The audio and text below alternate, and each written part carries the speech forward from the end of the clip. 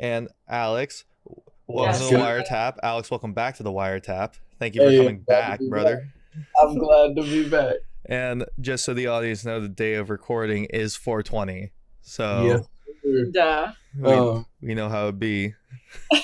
Look into his eyes. It's a good day. It's a good day today. All right, awesome. Well, Cass, tell us a little bit about what you do and all that kind of stuff. Like, what's your art form? How would you describe it yourself?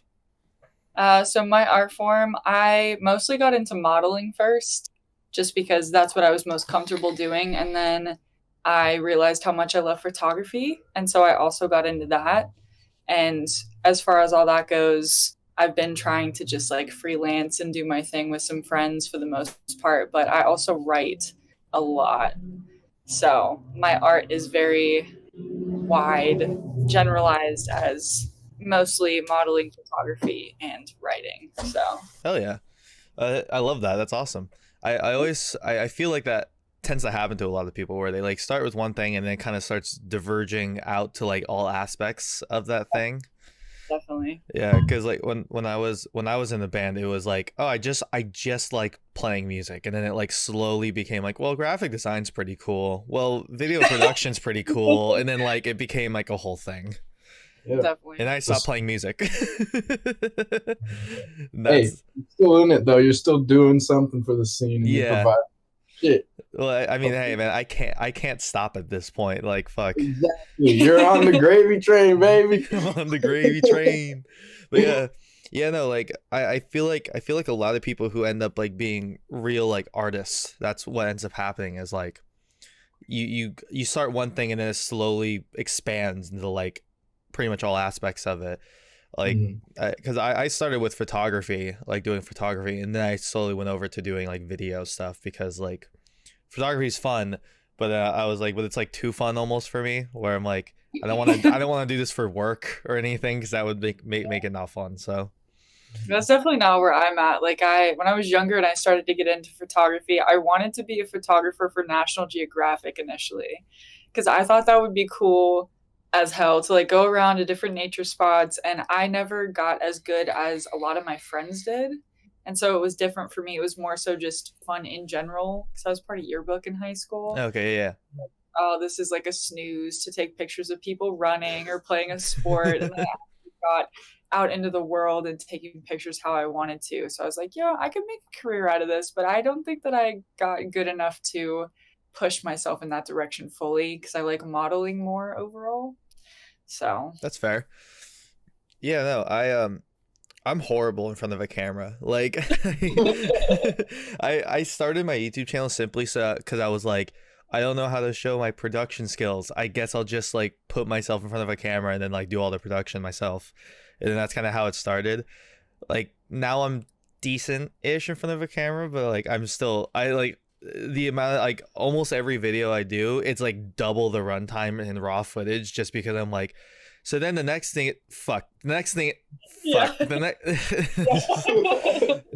that goes on for like 20 minutes, and yeah, no, it's like modeling especially is such like an art form that most people don't think is an art form. Because I've had the model. I think I'm no, I didn't. No, I have modeled for clothing before, but it was I forget what brand it was. It wasn't Cold Bloom. I took pictures for Cold Bloom a couple times, but modeling specifically is like I'm so awkward.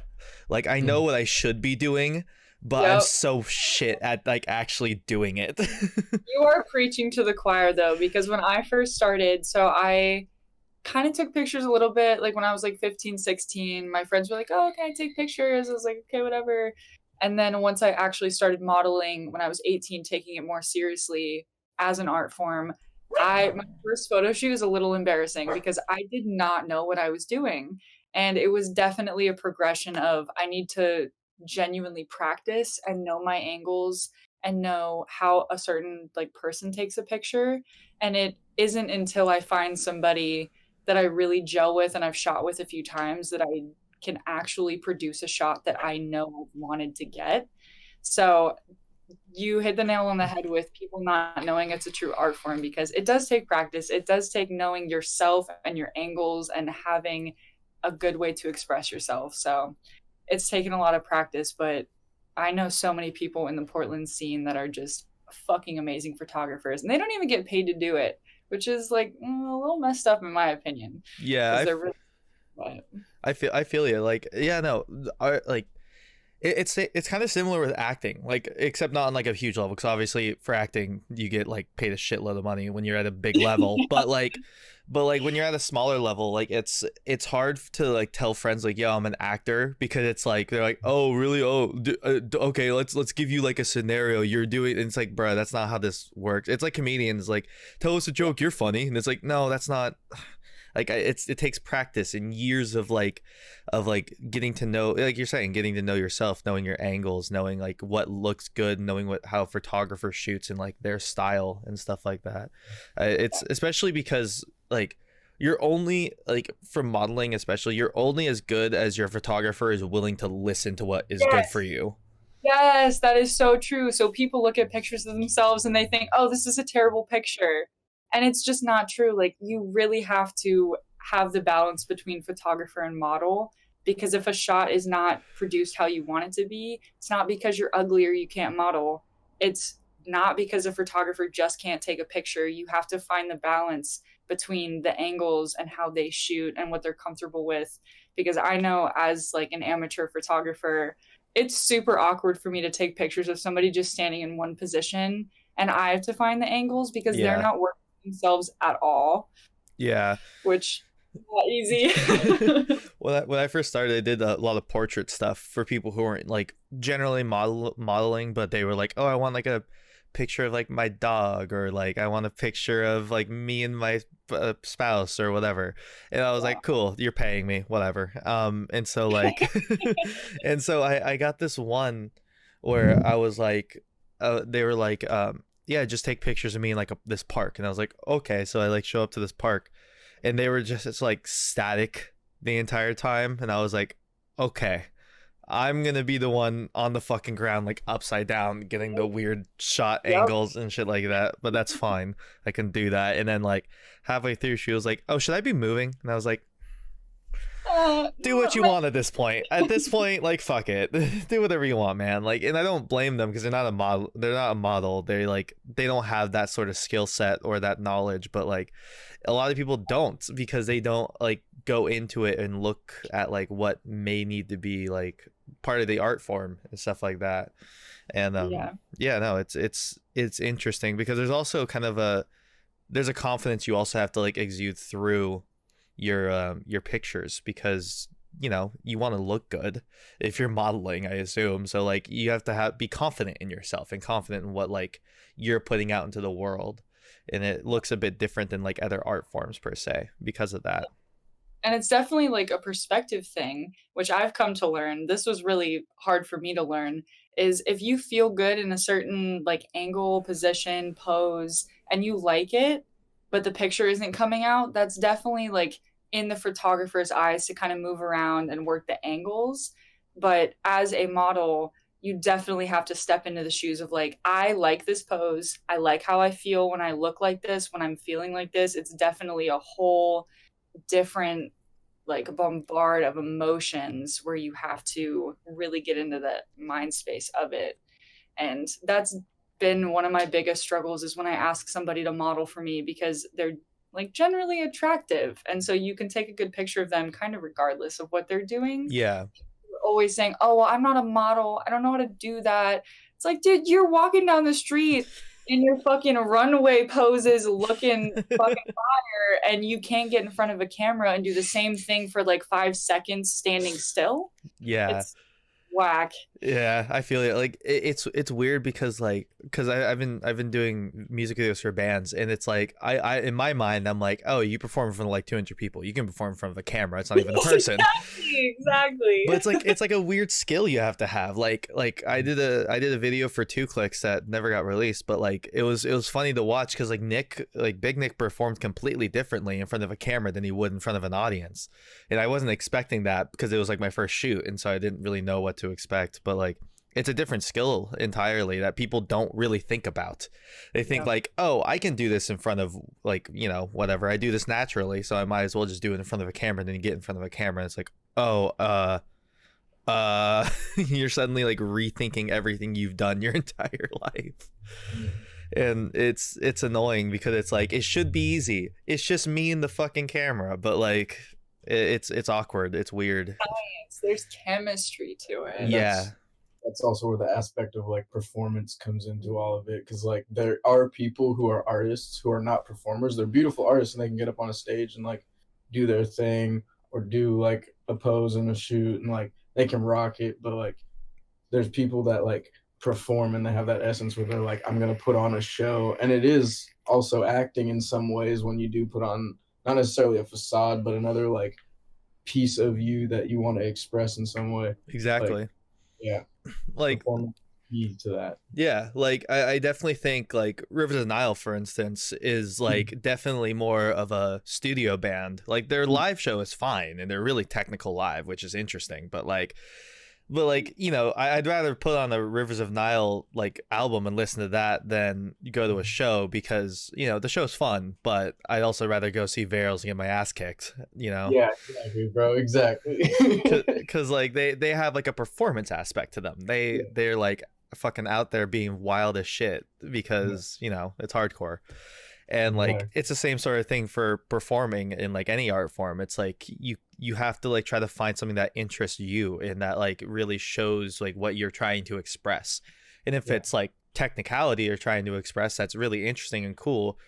But you also have to keep in mind like you're trying to put on a show and you have to try to. It's interesting. It's weird because I have those thoughts a lot while I'm like recording. Is like, am I actually being funny, or is it like just boring as shit and kind of cringe and I'm just kind of giving information? Like that's kind of what like I don't know. I went on a whole tangent. I'm sorry. You're good. But like, sorry, go ahead. Oh, I was just gonna say you reminded me of the first show that I ever went to. So I'm new to the like hardcore scene. Yeah, she's learning. Yeah, because I've always loved music like that, but I've never gone to a hardcore show. And the first show I ever saw in person was actually Lorde. Oh. And what interests me the most is that she sings in cursive, and when she performs. What? That's really funny. Just singing in cursive. I don't know. She does. Beautiful. She does. And the way that she performs when she gets on stage, she demands attention because she is performing in a way that is quiet and beautiful and a soul expression of who she is as a person through her music. And that's where my appreciation like for performing came from, because I used to do like musicals in like middle school, right? And that's kind of what I. And then seeing somebody perform live music with a true performance of their soul, it was a wake-up call to be like, whoa, she presented herself a certain way regardless of, sorry, my roommates are being really loud. It's okay. Performing in a way that she was truly expressing herself. And that really inspired me to explore more of my own performance side. So you just reminded me of the live music I've seen. Nice.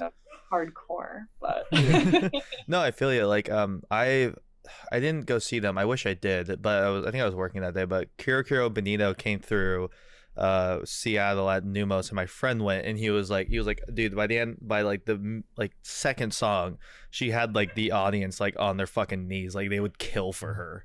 Like it's just like it just because her performance was so like interesting, because she has like a softer voice, but she sings like indie punk kind of stuff.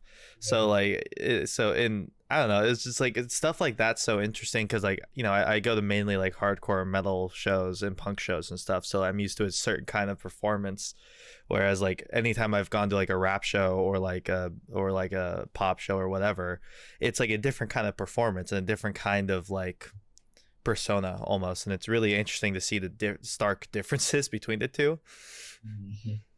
And it's awesome though. It reminds me of like the fact of just like, you know, you don't have to be like fucking mentally insane to like put on a good show. Exactly. Yeah. Really you quick. Want to talk Sorry, go ahead. No, go ahead. I was gonna say real quick, you want to talk about like stark differences? I one time saw Blink 182, Lil Wayne, and Neck Deep all on the same bill. And that was just a strange ass lineup to see like a pop punk band or rap group, and then like the classic or one of the classic pop punk bands. Yeah. Like just like such a change up. Like, oh Yeah. No, I feel you. Like mixed bills are like I think I was talking about this with Carl a couple days ago actually, and like mixed bills are like really cool, but you have to have like the right vibe going into it, like where it's like they all kind of like have the same sort of feel.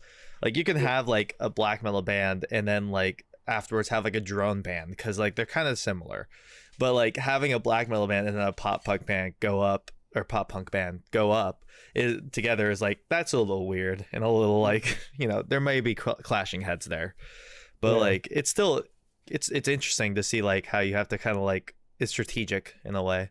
And like I remember seeing that bill for Lil Wayne and Neck Deep and Blink-182 and being like, oh, that's different but cool. Like it was a wild time, man. I'll just say that.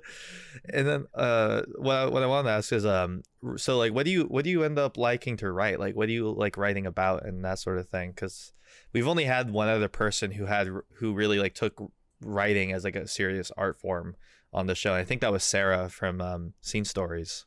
Oh yeah. So for me, I feel like the words coming out of my mouth saying this, it sounds kind of cheesy, but one of my favorite. Explain it how you explain it. So one of the books that I read in one of my college classes is by a trans woman named Rika.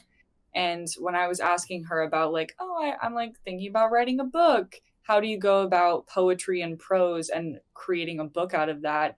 And some of the best advice that I've ever received, which totally backed up my feelings about it, was that you take the darkness that you write about, that you feel and it completely overtakes you, and you write it until you can't, and then you take care of yourself and you express yourself through the dark things that you've gone through. So for me, what I write about mostly is basically the bullshit that I have put myself through and that other people have put me through, but I separate it into being able to kind of describe my own heartbreak and my own turmoil through being a little bit more ambiguous. So it's not blatantly, oh, my heart was broken, I felt this way. It's more so I talk about apparitions, I talk about houses and their foundations breaking down, or I talk about the weather a lot. And it's definitely something that I have my best creative abilities through, because it's solely the words of one person, and whatever somebody reads from it, it's very similar to songs where somebody can sing about something and everybody can take something different away from it. Something he told me with Deftones, they don't give information about their songs. It's more so you listen to it and you feel what you feel about it, and you take that away from it. And that's really what I want my writing to do. And it's kind of just happened that way. So it's been really awesome to express myself through my writing and to feel the catharsis of it, because that's my purpose in writing it. But it's definitely an art form, because art is supposed to be something that you can interpret your own way, but it's a representation of somebody else at its core. Yeah. Especially with like poetry, because it, like you were saying, it's very similar to a song where it's like very much wrapped in metaphor. I mean, like even looking at Cut Both Ways lyrics, like Shay wraps everything in such a large metaphor that it's like it's interesting to look at and pull your own like meaning from it in a way. And like same thing with like any kind of poetry. Like I think I have a couple poetry books that's like I can read them and just be like, yeah, no, I have no fucking clue what you're talking about. I can figure out what I think it is, but like doesn't mean it's what you think it is. That's the best kind of poetry, though. Yeah, I agree. And I think one of them is actually Bo Burnham's poetry book, which is wonderful because it's really funny, but also like kind of insightful in a way. It's like profound, but also hilarious. I don't know. But yeah, no, like, because if before I got into writing like scripts and stuff like that, I did mainly poetry too, and because I can't keep track of a long form story unless it's a D&D campaign apparently, and it has to be nerdy or else I can't keep track of it. And Rock on. I used to watch that shit at my friend's house. They would have hey, D&D nights and they'd invite me just to sit and watch and have a good time. It's awesome. oh god, I love D&D. And so like before I got into writing scripts and stuff, I just wrote poetry, and like it was not great, but it was like this is expression and I like that. And yeah, no, like especially with poetry, it's like you're saying, wrapping everything in a metaphor so that people can draw their own conclusions. And I think that's the best kind of art in general, is just making it so that it can have dual meanings and so that it can be whatever the reader like interprets it as being. Exactly. That's why I love Deftones so much.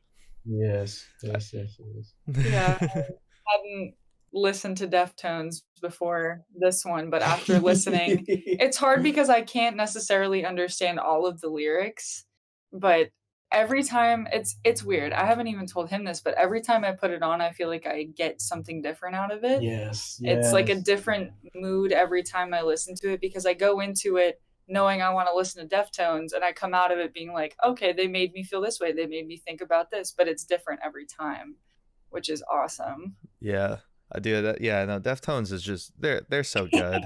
They're like one of the only bands that you can get like that sort of experience with. Like last night I listened to Gore all the way through again, and it's and it was just so good. I was like listening to it while like throwing freight at work, and I was just like, this is good. It's like it was just like so much like, man, tonight sucks, but this is good right now. And is that the one with the flamingos on the yeah. Okay, gotta get it right. I should ask a hologram off of that one. Yeah. But like that album in general is so good. Like I was so surprised by that album because when it was coming out, like I like Deftones, but in my opinion, I was like, well, their stuff hasn't been as good as their older stuff since then. Yeah. So I was like, oh, I'm expecting like a Deftones album. You know, I'm not expecting much else. And I got it, and I was like, holy shit, no, this is incredible. Like this is really good. And it's a more mature sound of theirs for sure. Yeah, and I was like, this is really insane. Like this is insightful. It's profound. It's fucking like beautiful in a lot of ways that like their older stuff couldn't necessarily be. But they're like in between stuff was like not quite there yet and like, oh god, I love them. They're such like a weird band because they're like part of that like alternative metal phase of music, but like they completely matured differently than all the rest of them. Yes. And I'm over here nodding my head like I know what you guys are talking about, but I'm new to Deftones. I'm like, I know a few albums and I really like them, but yeah, we're working hardcore. We're working 90s hardcore first, then we're getting into 2000s. We'll get there. We'll get there. All I know is like my favorite like type of art is the type that comes out no matter what style, whether it's photography, whether it's writing, whether it's fucking music, whether it's performing something. Like you should tell your story how you want to tell it. For me specifically, when I look for albums or artists in general, I look for the ones that like tell their story, but as we've said a couple times now, they tell it metaphorically and somewhat vaguely so that it leaves it so open to interpretation that anybody could find literally any meaning. Like you could find any sort of meaning depending on where you're at your life or whatever, but like the ones that put it out there and then don't say like, this is what it means, just listen to it and find your meaning. That's the type of art that I like. Yeah. It's the best kind of art because like, I don't necessarily hate when bands are like, hey, this is what the song meant, but like I like it more almost when they're like, it means what it means, like figure it out. I don't know. It makes it more almost like a game, which is why I don't like Genius. Because they just lay it out and then they have the facts right there. Yeah, like there's like here's all the song's lyrics, here's what it's about, and it's like, oh, that's not fun. Like now it's not a fun playful game anymore. Yeah, we definitely have to pay attention to like what artists go on Genius and talk about their lyrics, Yeah, because that also says something, in my opinion. yeah, I go Yeah. and look at it and I'm like, wow, okay, so your music is basically just supposed to be mainstream pop. You jam out to it. yeah, Okay, yeah, cool. That's a certain mood if you're like, fucked up at a party and everybody can just agree on that. Yeah. yeah, Cool. But definitely not all the time. Yeah, exactly. It's just like it's the sort of like I've always explained pop music like, everybody likes at least one reality TV show, Yep. like everyone True. like exactly. like everyone likes at least one reality TV show. You can like a pop band. Like that's what I've always like thought about it because well since like after high school because in high school I was like fucking angsty and brooding like it has no meaning and whatever. And like but like since then I've been like well I mean some people just in general don't really want there to be like some kind of like profound meaning behind their shit. Some people just are like yo just throw it on and like get fucked up whatever I don't know. Let's jam out, man. Yeah, Fuck up. Nah, they're My fine. room is so loud. I know. It's just like, But yeah no like in okay photography I'm gonna get into a little bit of nerd shit here for like yes, camera shit. yes, let's do it. Okay, so what kind of camera do you use? I use a Canon T5. Okay, so I got a Canon as a gift, and so I'm biased to Canon. I also use that all through high school, using like a 60D, 70D. That was my shit in high school because the raw pictures come out so beautifully if you use manual and you know how to use the camera. And then I have a lot of friends in Portland who are like, oh yeah, Nikon, because I can get all these black and white shots and you can't say shit to me because they're beautiful. So I use a Canon personally, T5, but I use I've Canon been, too. I feel ya. yeah, what Canon do you have? I have a T6 for my stills.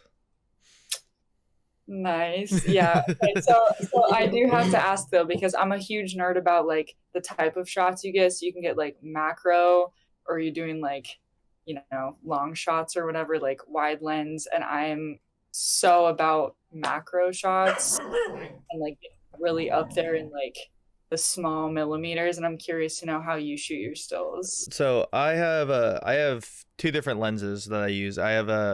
I think it's a 50 to 250 mil one for like super fucking detailed up close stuff with like really shallow depth of field. And then I have a really wide lens like 23 stock or 23 mil still uh, lens that I use for like really fucking wide angled stuff that I want to get. And like they both totally have a different feel to them because like Oh, absolutely. and that's why I got it also because so I was shooting my friend's wedding and it was the first wedding I'd ever done and I was still only had my stock lens so I was like fuck I need to get lenses so I can be like professional. and Yeah. so I looked up a bunch, I researched a bunch and they were like yo the best lenses you can get are like a really wide like a really zoomed lens and like a really like long zoomed lens or a really like shallow whatchamacallit not zoom but the other one just like stationary lens like a Yeah. and It so do like you can either focus it with audio like auto or manual, but it stays the same like depth, but you can focus it how you want to depending on how far you yeah want to fly. Yeah. yeah exactly and so for wide angle stuff I just used the different lenses. I just used the other lens but I ended up giving that lens to Lyle because he uses a Canon and only had a 50 mil and so I was like hey bud take a wide angle so when we do crowd shots you're not like dying. Because for the two clicks music video we shot he ended up trying to use the 50 mil for crowd shots and that was not a good time because he was like trying to like focus it without looking at it really. It was a nightmare. I felt so bad for him. So I was like yo I don't do photography as much anymore. I don't use this lens as much. You could use it a lot more than I could. Here just take it whatever. And but that's what I ended up doing. I like shooting macro a lot, yeah, because of that. I like shooting like super up close, super shallow depth of field. I like my favorite kind of shots are like really zoomed close up, like face, like almost like kind of angled side profile like Yes. shots.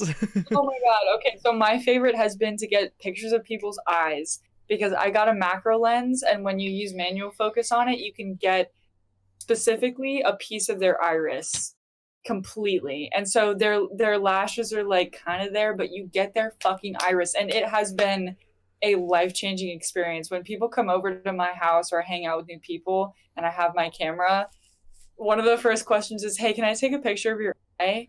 And if it's not during daylight, I will get them under a lamp and be like, "Yo, you got to keep your eye open though." Like, getting that shit. I fucking love macro shots so much because the angles are so much sharper. Yeah. And I had to read a book on how to use manual just because when I was in yearbook, it was like, okay, flip it on the no flash and you can take whatever pictures and edit it later. And it was so unsatisfying because of how much I love to capture shots like that. So to be able to use manual finally and use it to my advantage with a macro lens is just beautiful. It's been awesome. And like I always tell people like use manual because even though it's easier to use autofocus, for instance, or something like that, like there's something about just like the artistry of being able to just like that little adjustment of like focus can mean in like exposure and ISO and shit, just in general, can mean like so much more to the shot and lend itself so much more to the editing phase of it in general, because otherwise it's just like a bunch of the basically same shots, like Exactly. and you can get so much more creative than that, like yeah, no, I love macro shit because it's you always get something like interesting and weird from it. Lately though, I've been doing a lot more of just like landscape photography. Like my apartment is up on like a giant hill and looking over downtown Renton, and so at night I like to go out and get like shots of like downtown Renton and stuff like that, and it's really cool. And but my camera's also not the best in low light, so it's all like super noisy and shit. So yeah, oh my gosh. Okay, so that's another thing. I use noise to my advantage just because if you can't get away from it, you might as well use it. And so yeah, a lot of that I take in lower lights, I'll turn it down to like a setting where it's not supposed to be at, so I get a really red tone in it, and it looks like an album cover because of how much noise there is. Like, yeah, my hand was still, but I got that noise anyways, and it's just your camera fucking up. But it's still pretty cool to Yeah. be able to use that, especially like over a city. That would be awesome. Most of Yeah. the noise I use is in people's faces in low lights. And so even if they turn their face slightly, I'll usually turn my shutter speed down so that it doesn't get as fast of a shot. And then when they're like turning their face or moving or like even just blinking, you get a lot of the noise with the low shutter speed. And it's a good shot, even if it's not conventionally clear or good. Yeah. So I mean, that's the whole ideal of like I love that kind of stuff where it's like it's not stereotypically like a beautiful thing, but it is beautiful. Because I mean, that's why I love punk so much, is that it's like, conventionally speaking, it is not nice sounding. It is not easy on the ears, but like, fuck, there's something beautiful about like the human aspect of like, these people aren't like amazing musicians, they're fine, but like they're still making something and they're still like getting their thoughts out and their expression out. And it's the same thing with stuff like that, where it's like, it's not conventional, but it looks really good and it looks really pretty in that sort of sense. Poor. True. And like whenever I get like try to use like noise to my advantage, usually in like black and white pictures, because I think black and white noise looks way better than colored noise, and just in my opinion. I haven't been able to get a good black and white shot with noise. And I don't know if it's just because I'm not that skilled in like the editing side of everything, but my camera is just it's a newborn to me specifically, and I really am trying to explore more with the noise, and more so like aperture is like more my thing. That's the thing I play around with most, because I like to get, when I use manual, my shots look really dark and grungy and almost scary depending on who I'm shooting. So I tend to play more with lighting rather than noise, even though I love to use it to my advantage. So I'm definitely still learning and exploring that.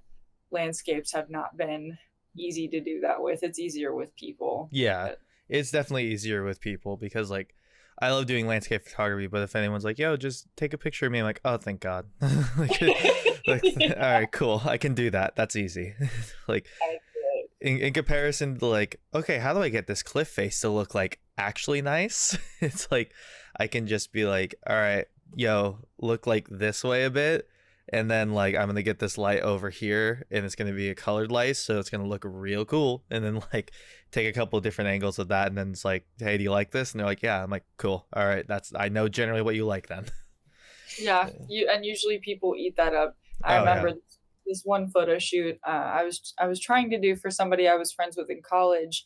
She wanted cover art for her album she was putting on Spotify, and she gets her guitar. We put up a white sheet, and there's a really awesome, like, huge front window, and the room was really bright. And to just mess with a few settings on manual, I could get the perfect shot where every angle where she was away from the light was a beautiful shadow. And it was so much easier than going outside and with all the settings and Yeah. make sure everything is on point, because I want to use manual. It's my favorite to use in general because it has the most flexibility and creativity. Yeah.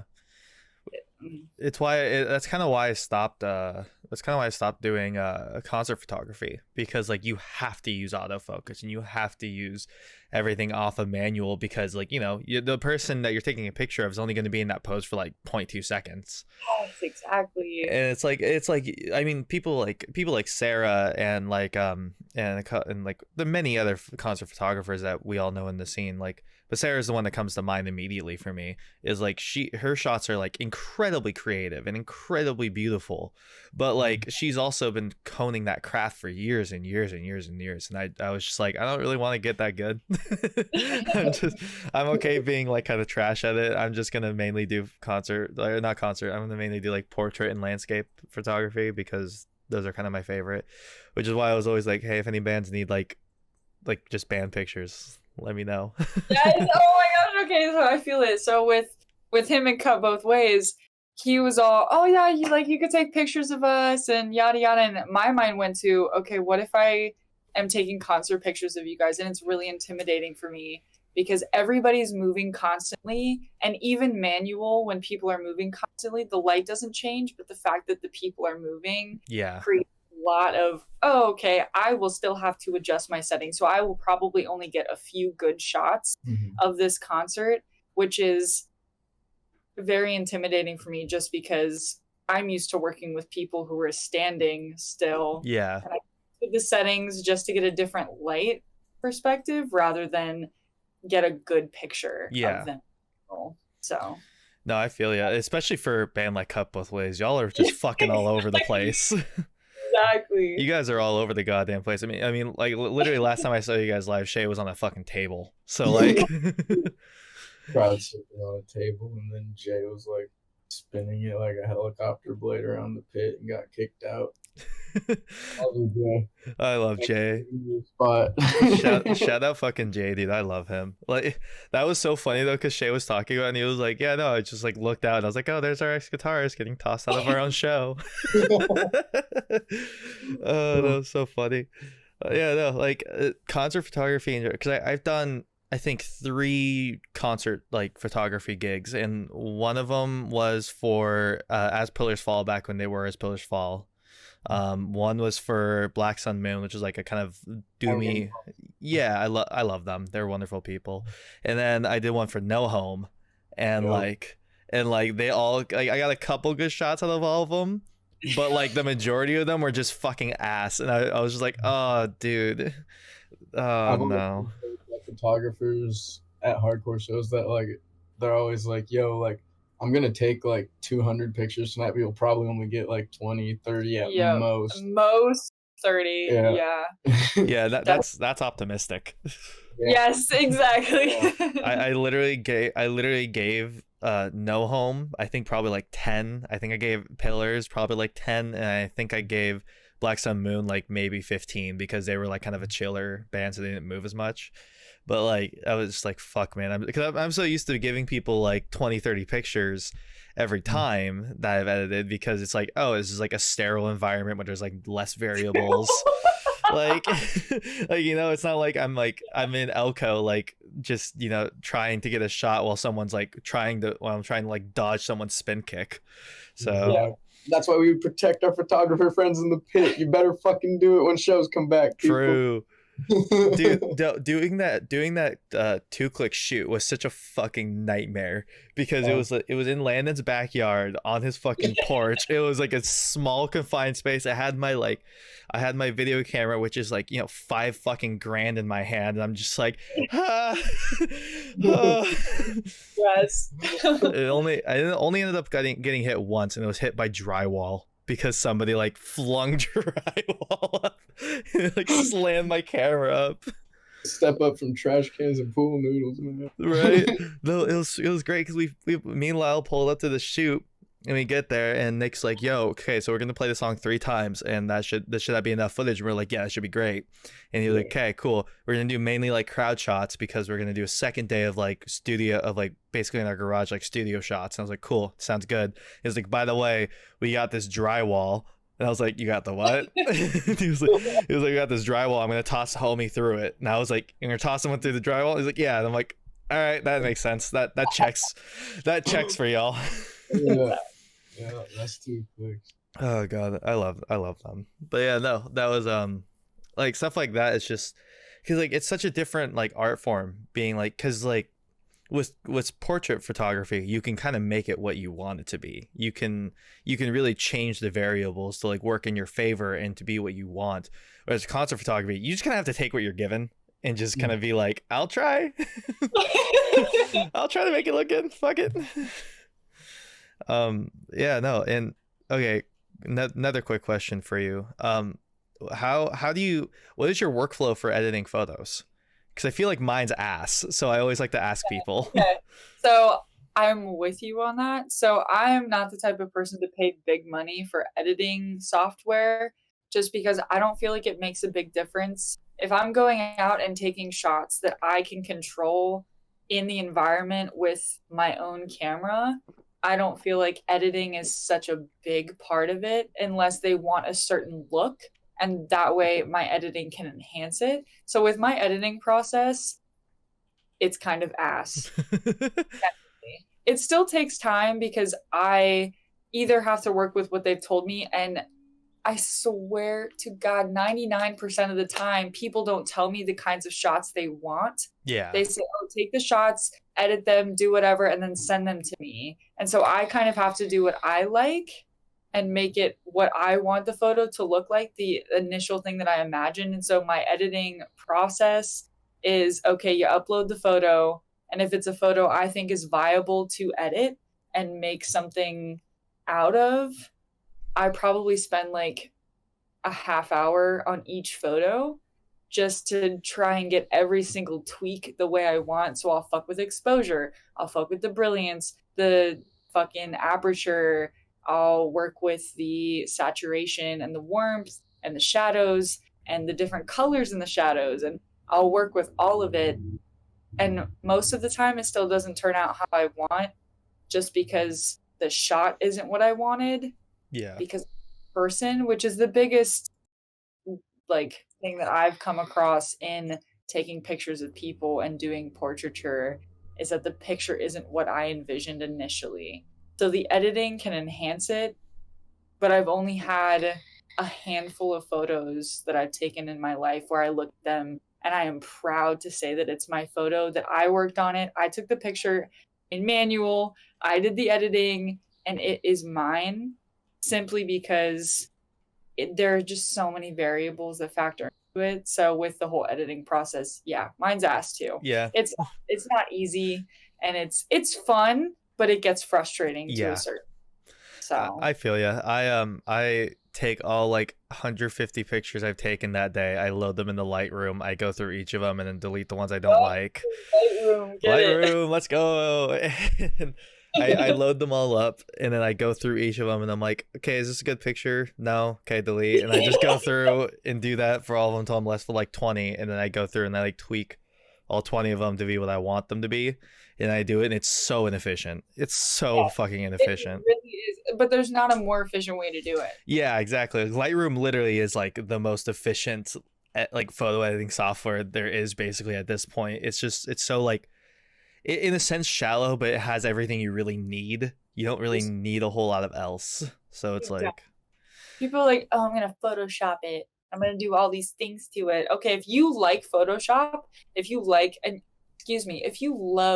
using Photoshop and you want to get in there and you want to really get into the picture because Photoshop is your thing, do it. Have fun, express yourself. I don't like Photoshop because there's too much. And if you take a shot that you're like, okay, it's sufficient, and you want to just edit it to be simplistic rather than, oh, I'm going to literally deal with every single kind of contrast with every single line that is in this photo. Okay. Yeah. Photoshop, but that's definitely a niche thing. I'm not a Photoshop person. I don't like Photoshop personally. Don't say me, but the only time I have ever used Photoshop for like portrait shots or anything is I had this one model who was like, yo, my teeth look kind of whack, can you like whiten them? And I was like, yeah, sure. And so I just went into Photoshop for that. But like otherwise I've like never otherwise I've never done it because I was just like, it's not needed. Lightroom has everything you really need to do passes on photos. So unless you're doing some extra shit, like you just use Lightroom. It's easier. It's also cheaper if you just get Lightroom, like over Photoshop. Way cheaper. Yeah, if you have money flowing out of your ears because the pictures that you take for people get that much attention specifically, if you're going to spend an hour or 2 hours on one photo, but you're going to give them 20, 30 photos and you're getting paid for it, okay, use your Photoshop prop because you're getting paid. But if you don't want to be invested in one photo for that long, which I personally don't, because it takes the fun out of it for me, then and plus compared to other people, but and I mean plus like Lightroom is still good in a lot of ways. Like it is still a very good software. It's just that Photoshop has like 1.5 million other things you can do in it that like is whatever. The only time I really use Photoshop at this point is for making thumbnails for videos. That's the only time I ever use it, and for making like the name tags for this show that I just pop it in and put the @ underneath underneath the person's thing. So like I don't really use Photoshop anymore. I used to do a lot of Photoshop art when I was like in like high school and middle school, but like I haven't done anything with it. Thumbnails,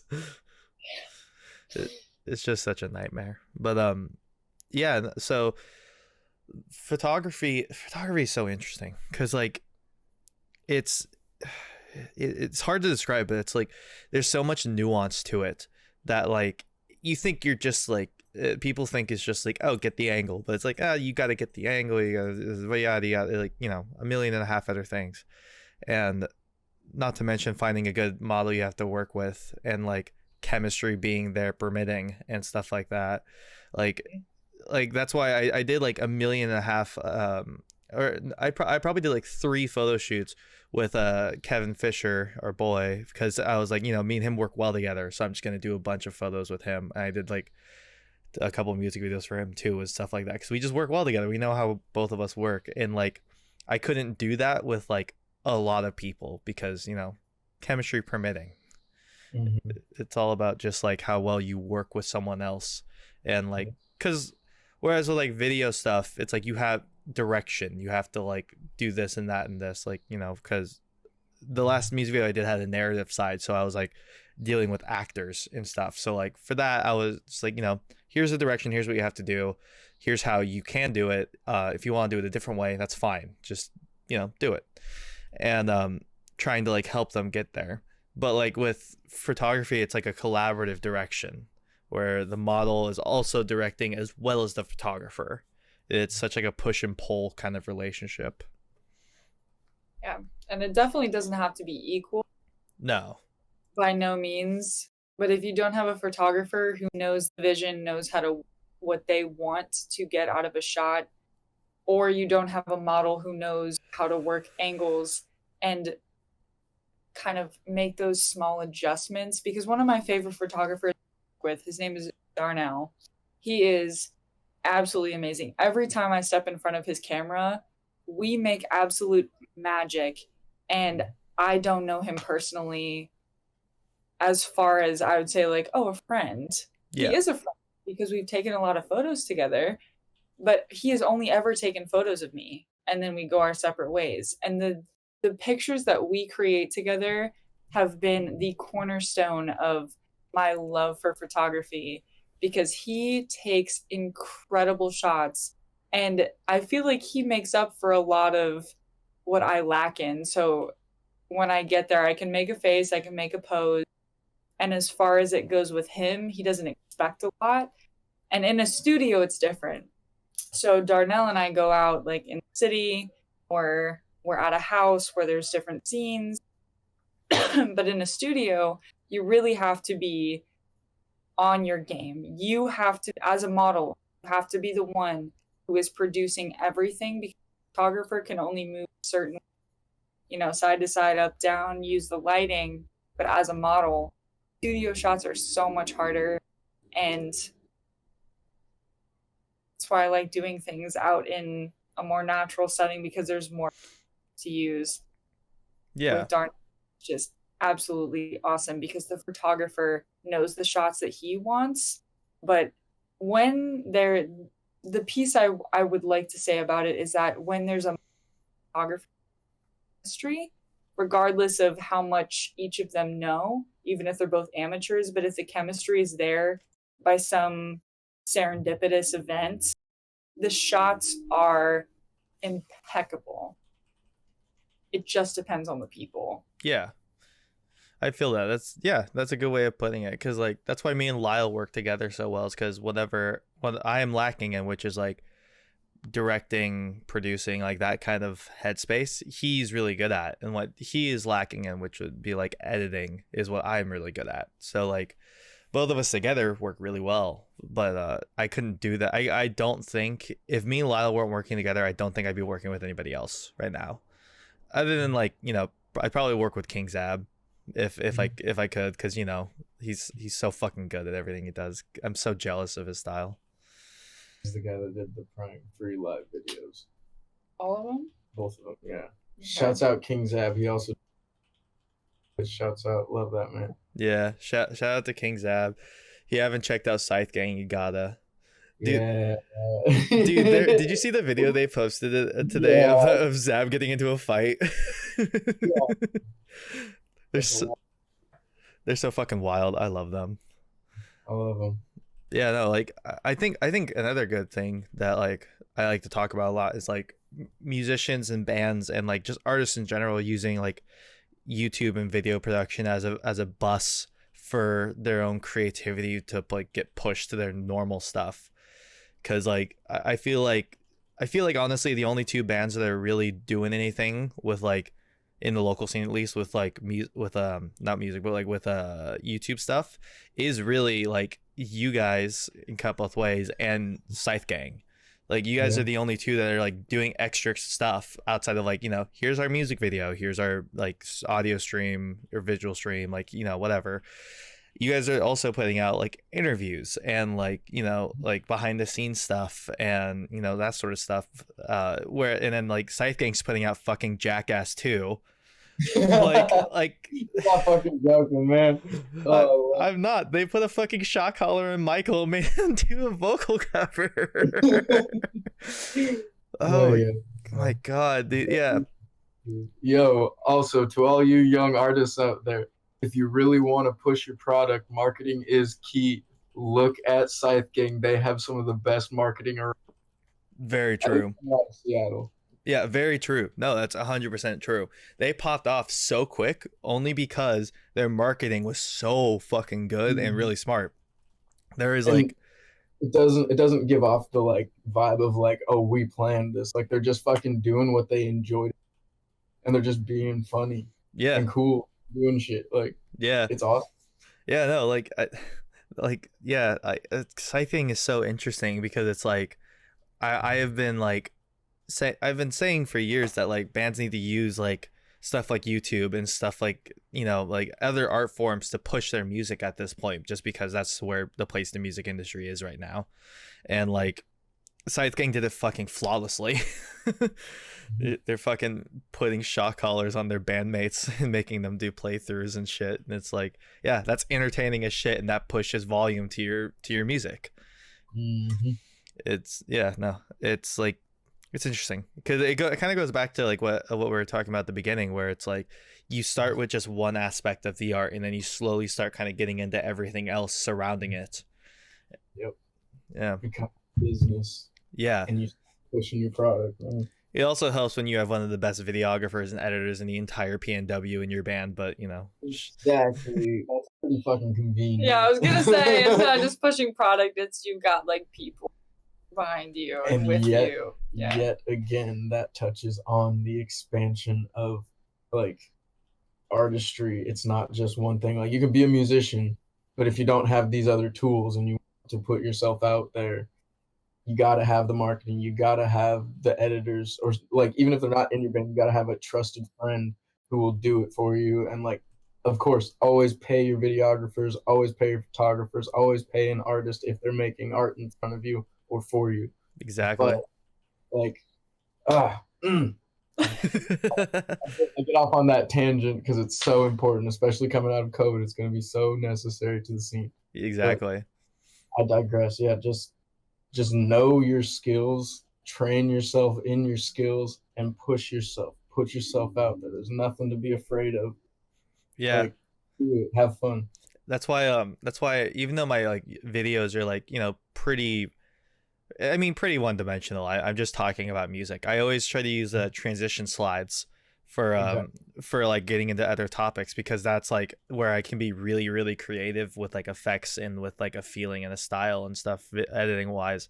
So like every project I do, I try to do some kind of difference. Like I try to learn something else in After Effects, because it's like it's a skill that I don't have a lot of, or as much of that I would like. And yeah, no, like just pushing yourself and trying to learn something new from everything. Like I learned so much after doing the 2 Clicks music video that like I didn't even think about beforehand.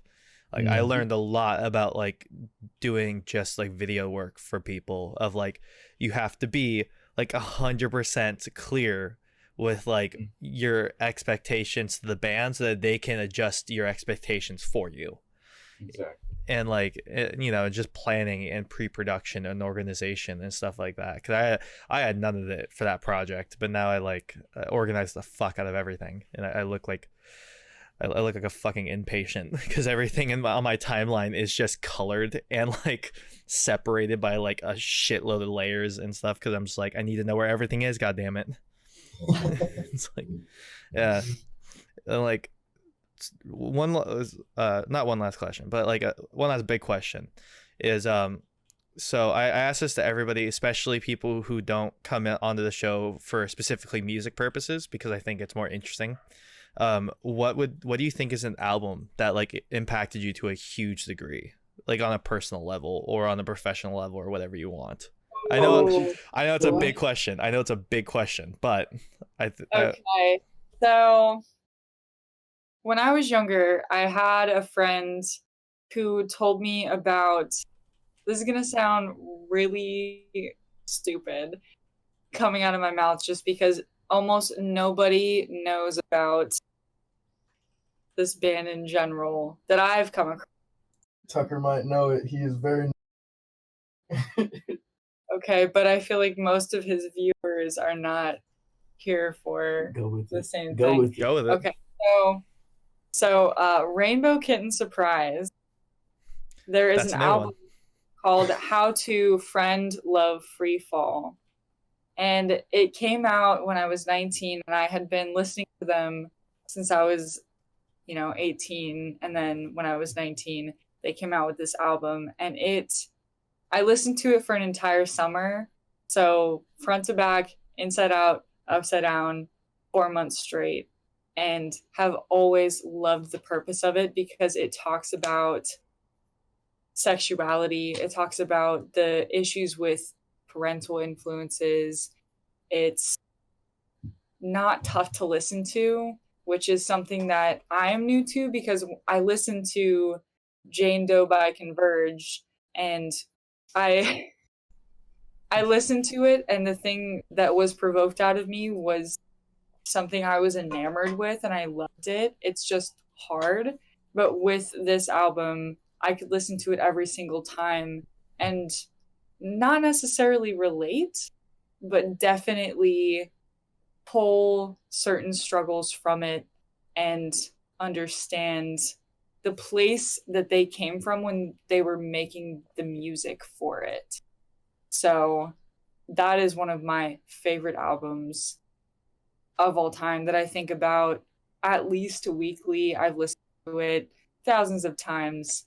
It's one of my favorites simply because of the influence that I know it had on the artist who was singing it and the bandmates, because just like Converge, it was a group of people coming together, and the vocalist wanted to make an album based on how he felt and what he was going through, and his bandmates were there to produce the sound that he wanted. Not hardcore, but definitely influential in my opinion. Hell yeah, that's awesome. Yeah. I love that. Yeah, Thank you. like I think I'm one of my favorite album, actually my favorite album from last year, the one that really like it was my album of the year, was My Agenda by Dorian Electra. And it's like kind of, it's hyper pop, but it's like easier hyper pop to listen to. It's not like fucking 100 gex where it's just noise and whatever they do. And but like the way my friend describes it is like, I mean, you're listening to gay rage. That's what the whole thing is about, because Dorian is non-binary. They're very open about their sexuality, and like the whole album is just about like, fuck you, we're gonna do what we want. Like, shut the fuck up, straight fucking white straight people. Like, get out of our way. We're doing what we want for our lives, kind of a thing. And it's like the whole album's like ethos is just talking about like, we have to live our life and we can't be afraid of that. So you need to shut the fuck up and let us live. And I love it because it's in like a pop format, but like you could easily hear it as like a metal album in a lot of ways because of the fact of just how angry it is and how like spiteful it is of society and stuff like that. And like, I don't know, it was one of the first times where I listened to like a pop album and I was like, oh no, this is like really important. This is like a really, really important album. And that's why I love Dorian Electra. And like it kind of reminded me of that, of like, because I don't relate because I'm a straight white guy, so I can't relate to anything that they're talking about, but I can understand it's a really important album for that community and not for the LGBTQ plus community, and it's a really important album to Dorian. And so I was like, and it was also just really well done. So I was like, yeah, I get what you mean by like, I can't necessarily relate, but it's extremely important and I can tell that. Yeah. Especially because the vocalist is a gay man, and his struggle in one of his songs was about coming out to his dad and basically saying like, I love this man the same way that I need to love myself, and his dad rejects him. And I can't relate to that because when I came out as not straight to my parents, it wasn't the same. It was more so like, oh, well, they're like your friends, right? And my dad was like, okay, I support you. So it's not the same as being completely rejected by a parent. Yeah. So I can't relate to that. But the way that he expresses himself is through music and through the expression of, my lyrics are not innately, I'm gay and I was, more so beating around the bush. And he sings about his mother's pill addiction. I can't relate to that. I can relate to a mother's absence based on something else that preoccupies her time. And that's what you pull from the music rather than the actual lyrics, Yeah. which, yeah, so I feel that. I love that. That's awesome. Well, Cass, it has been an hour. Yes. That is the podcast. Anything you want to shout out, or anything you want to talk about doing, any of that sort of stuff? It's all going to be in the description as well. So if anybody wants to go like find it, it will be there as well. I guess a closing note that I would love to say is to anybody who's listening or watching, art is not conventional. And no matter what you find your self-expression in, whether it's conventional or not, if you feel a certain way doing it and you want to pursue that, whether it's writing, modeling, photography, music, dancing, walking around, whatever your art form is, the way that you express yourself, do it unapologetically. And hit me up if you ever want to talk about anything unconventional, because I'm an open book. I love people, and I'm so glad that I had the opportunity to come on here with you and talk about this stuff with you. Oh yeah. So. Oh yeah, I love that. Thank you, Cass. Of course. All right, and thank you for watching The Wiretap, everyone who's been watching and or listening. And I'll see the rest of you guys next Tuesday.